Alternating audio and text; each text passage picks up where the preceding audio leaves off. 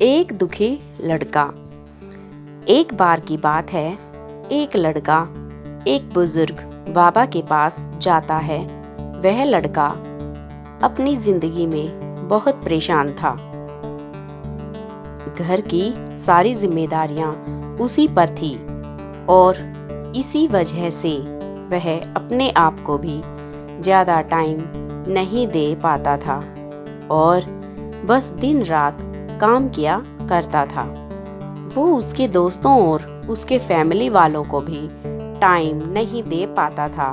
उसके जो दोस्त थे वह घूमने जाया करते थे, लेकिन यह नहीं जा पाता था और इसी वजह से उसकी खुशी छिन सी गई थी।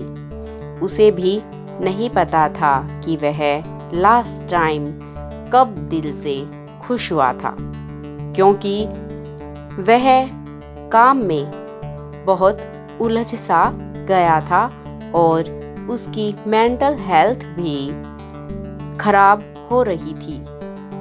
तो एक दिन वह एक बुजुर्ग बाबा के पास जाता है और उन्हें यह सारी बातें बताता है कि मैं बहुत परेशान रहने लगा हूँ,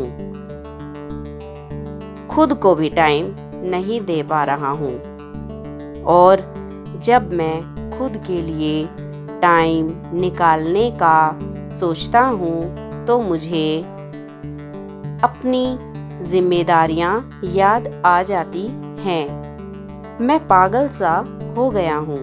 अब आप ही मुझे कोई रास्ता बताइए। वह बुजुर्ग बाबा उस लड़के को कल नदी के पास आने के लिए बोलते हैं। यह लड़का जब कल नदी के पास जाता है तो देखता है कि वह बुजुर्ग बाबा पहले से ही उसका इंतजार कर रहे थे। लड़का बाबा से कहता है कि बताइए बाबा, अब मुझे क्या करना है। तो बुजुर्ग बाबा उस लड़के से कहते हैं कि बताता हूँ, लेकिन पहले हमें नदी की उस साइड में जाना है। मतलब नदी के उस किनारे पर जाने के बाद मैं तुम्हें बताऊंगा कि तुम्हें क्या करना चाहिए।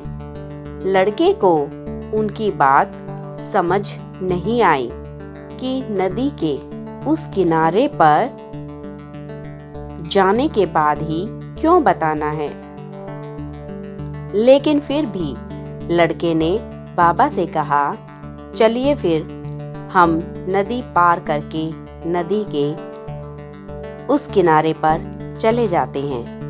तभी बाबा ने उससे कहा, ऐसे नहीं, हम उस किनारे पर तब जाएंगे जब इस नदी का पूरा पानी सूख जाएगा। जब इस नदी की जमीन दिखनी शुरू हो जाएगी, तब हम दोनों इस नदी में से चलते हुए नदी को पार करके उस साइड में जाएंगे।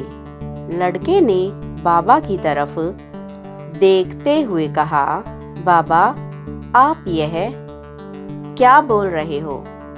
जब इस नदी का सारा पानी सूख जाएगा तब हम यह नदी पार करके उस साइड में जाएंगे।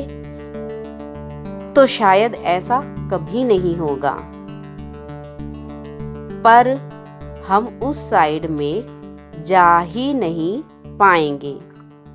यह बात बोलते हुए वह लड़का समझ गया कि बाबा उसे क्या कहना चाहते हैं। बाबा ने उसकी तरफ देखा और मुस्कुराते हुए कहा कि यही चीज़ मैं तुम्हें समझाना चाहता हूँ कि तुम भी अपनी जिंदगी में यही सोच रहे हो कि जब मेरी सारी जिम्मेदारियाँ खत्म हो जाएंगी तब मैं अपनी ज़िंदगी में इंजॉय करूँगा, तब अपने आप को टाइम दूँगा, तब मैं मज़े करूँगा। तो ऐसा कभी नहीं हो सकता है, क्योंकि जिम्मेदारियाँ कभी भी ख़त्म ही नहीं हो सकती हैं। अब वह लड़का क्लियर तरीके से समझ गया था कि चाहे अमीर आदमी हो या गरीब, सबके ऊपर कुछ न कुछ जिम्मेदारियां हैं और वह उन्हीं जिम्मेदारियों में से कुछ टाइम निकाल कर एंजॉय कर लेते हैं और इसे ही जिंदगी कहते हैं। इस कहानी से हमें यह सीख मिलती है कि जिंदगी बहुत छोटी है और टाइम बहुत फास्ट।